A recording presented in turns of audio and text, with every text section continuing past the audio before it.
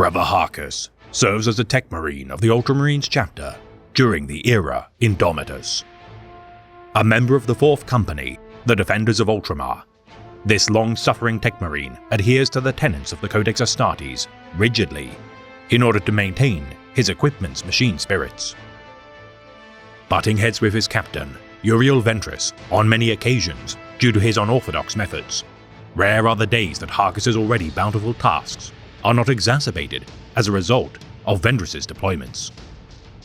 Mortally wounded during the Second Battle of Paphonis, Harcus, despite requiring interment into a dreadnought sarcophagus, refused to abandon his duties as a tech savant. Upscaling his forge to befit his larger stature, the Ultramarines revere the craftsmanship of this hulking artificer despite his believed loss of finesse. Creating a synthetic arm for veteran Sergeant Pausanias Lysane due to the loss of his former appendage, Lysane is hesitant to return to the Forgemaster to calibrate its effects due to the litany of etchings vandalizing its once pristine sheen. No matter the perils, damage nor losses incurred by the Ultramarines, to Tech Marine Harcus, even in death, he still serves.